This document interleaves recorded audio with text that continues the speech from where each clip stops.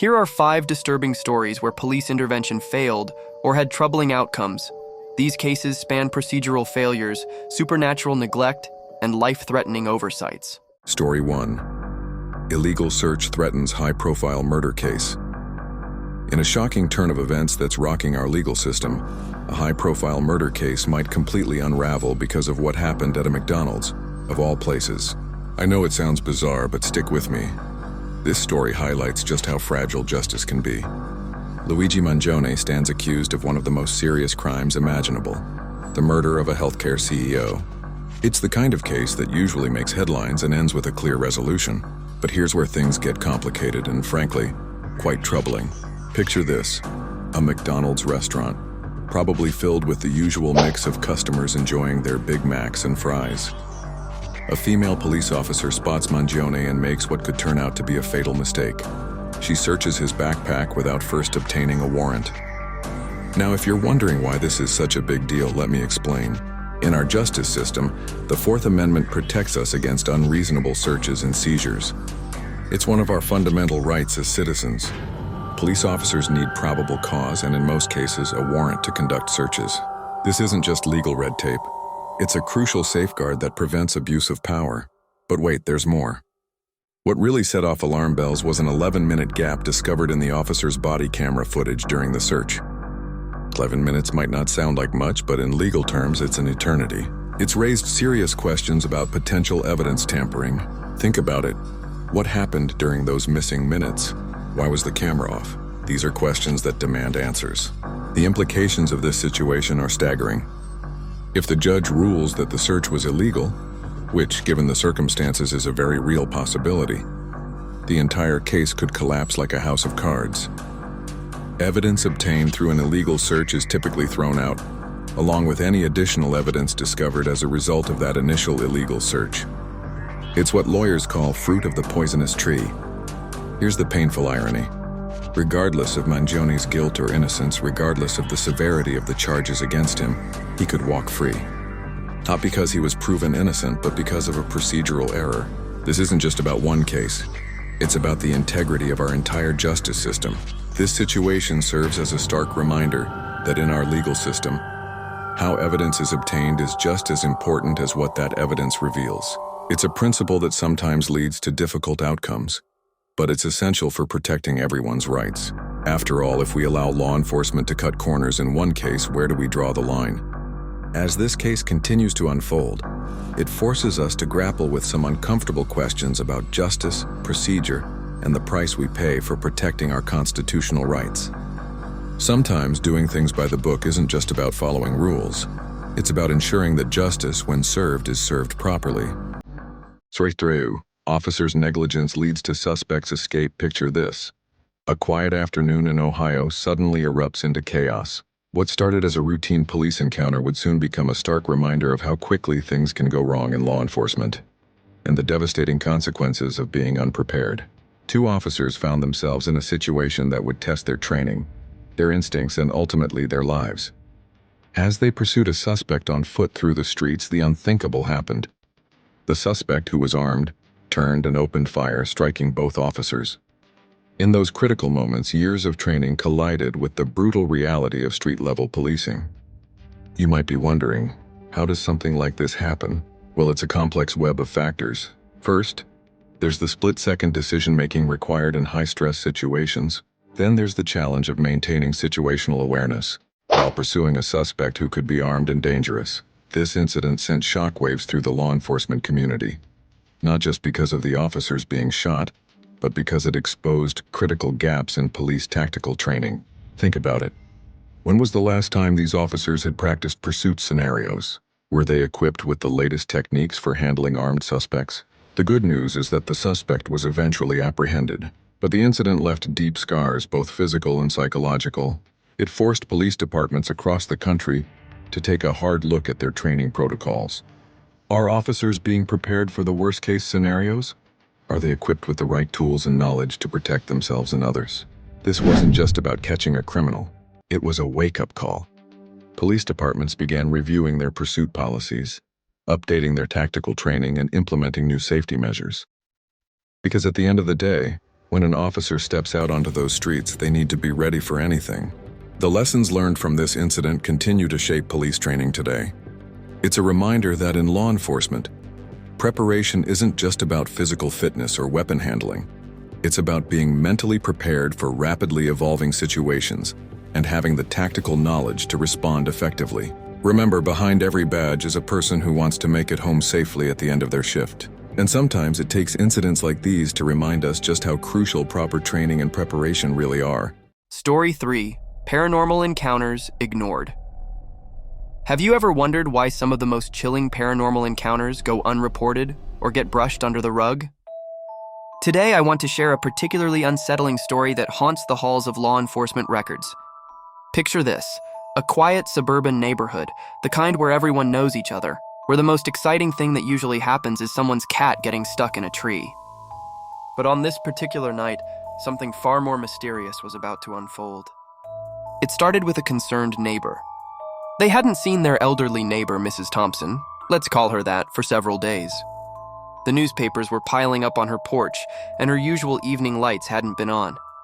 Just another routine welfare check, or so the responding officers thought. The police arrived at dusk, that eerie time when shadows start playing tricks on your eyes. The house stood silent, almost too silent. They knocked on the door, no response. They checked the windows, no movement inside. They walked the perimeter of the house, looking for any signs of forced entry or disturbance. Nothing seemed out of place, yet something felt off. One of the officers was about to radio in for additional support when something caught his eye. There, in one of the second-floor windows, a figure appeared. It was Mrs. Thompson, clear as day, staring down at them. The officer felt a wave of relief wash over him. She was okay.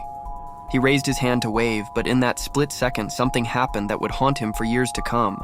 Mrs. Thompson didn't walk away from the window. She didn't turn around, she simply vanished. Like a television being switched off, she was there one moment and gone the next. The officer blinked hard, convinced his eyes were playing tricks on him. But deep down, he knew what he'd seen. Here's where things get even stranger. Despite this alarming occurrence, despite the original welfare concern, the case was quietly closed. No follow-up investigation, no report filed about the strange incident. It was as if the system itself couldn't process what had happened. This raises some disturbing questions. How many similar incidents go unreported every year? How many officers, emergency responders, and public servants encounter things they can't explain but feel compelled to ignore? The bureaucracy of law enforcement isn't designed to handle the paranormal, so these encounters often end up in an unofficial limbo, not denied, but not acknowledged either. The complainant who originally called in the welfare check was left with more questions than answers. To this day, they say there's something different about that house.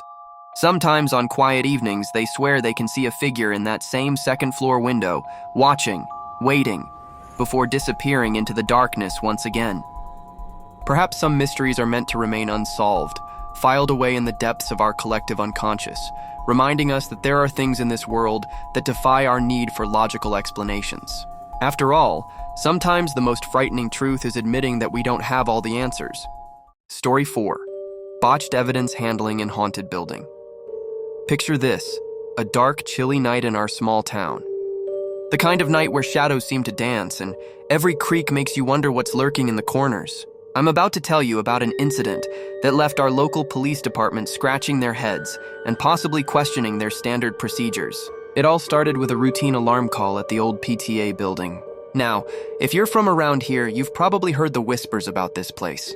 For decades, people have reported strange occurrences, unexplained footsteps, doors opening and closing on their own, and that persistent feeling of being watched. When the alarm went off that night, the key holder met our officers at the entrance. You could see it in their eyes. They were hesitant, almost reluctant to let the police in. That's when they started sharing the building's history, warning the officers about the paranormal activity that had become almost commonplace there. But you know how it goes. Trained professionals tend to dismiss such claims with a polite smile and a nod. The officers, equipped with their flashlights and years of experience, began their standard sweep of the building. Everything seemed normal at first, just another false alarm, they thought. That's until they reached the second floor. What happened next would make even the most skeptical person question their beliefs. A heavy wooden door, completely still in the windless building, suddenly slammed shut with such force that it echoed through the empty halls. No drafts, no open windows, no logical explanation. Following protocol, they brought in the K9 unit. These dogs are trained to detect human presence, and they're rarely wrong. But something was off. The dog's behavior was erratic, unusual. It would stare intently at empty corners, growl at seemingly nothing, and show signs of distress that its handler had never seen before. Yet, despite these clear signs of something, the dog couldn't pick up any human scent. Here's where things get interesting and somewhat frustrating. Instead of digging deeper into what was causing these unusual phenomena, the officers chose to wrap up their investigation. They marked it as a routine false alarm and left, leaving behind not just an unsolved mystery, but a glaring example of how our established systems sometimes fail to address the unexplainable. You see, this isn't just a ghost story. It's about how we as a society often choose to ignore what we can't explain through our conventional methods. The officers did everything by the book, yet the book doesn't have a chapter on handling supernatural occurrences. The PTA building still stands today, and the reports of strange activities haven't stopped. If anything, this incident has become another chapter in its haunted history, reminding us that sometimes the most intriguing cases are the ones we choose not to solve. Maybe next time when someone tells you about things that go bump in the night, you might want to listen a little more carefully. After all, not everything can be explained by standard operating procedures. Story 5, Failed Intervention in Possession. Case. Imagine receiving a 911 call that makes your blood run cold. That's exactly what happened in one of the most perplexing cases I've encountered. A family, desperate and terrified, reached out to emergency services about their teenage daughter. But this wasn't your typical call for help. The girl, let's protect her identity, was exhibiting behavior that defied conventional explanation. The most chilling detail? 2 distinct voices were reportedly coming from her simultaneously, not taking turns, not overlapping, but 2 completely different voices speaking at the exact same time from the same person. Think about that for a moment. How would that even be physically possible? When the police arrived at the scene, they were confronted with a situation that pushed the boundaries of their training. The family, wide-eyed and shaking, described what they'd witnessed. The officers, however, did what most of us do when faced with something we can't explain. They retreated to the familiar. They labeled it as a mental health issue. Simple, clean, by the book, but was it? The thing about mental health conditions is that while they can cause various vocal changes or personalities to emerge, the simultaneous projection of 2 distinct voices isn't something you'll find in any medical textbook. The family was left in a devastating limbo. On one side, they had a daughter exhibiting phenomena that challenged our understanding of reality. On the other, they faced a system that wasn't equipped, or perhaps willing, to acknowledge the possibility of something beyond our current scientific understanding. This case raises uncomfortable questions about how we handle situations that don't fit neatly into our established categories. When law enforcement encounters something truly inexplicable, should they simply force it into familiar boxes? What happens to the families left behind, carrying the weight of experiences that nobody wants to validate? Years later, this case remains unresolved. The family eventually stopped seeking help, tired of being dismissed or redirected to traditional mental health services. But their experience raises an important point about our approach to the unexplained. Sometimes the most honest response might be to admit that we simply don't know. We like to think we live in an age where we have everything figured out, where every phenomenon can be explained by science or psychology. But cases like this remind us that perhaps there are still things in our world that defy our current understanding. And maybe, just maybe, our first response shouldn't always be to force these experiences into familiar categories, but rather to approach them with an open mind and genuine curiosity. After all, wouldn't you want someone to believe you if you experienced something truly inexplicable?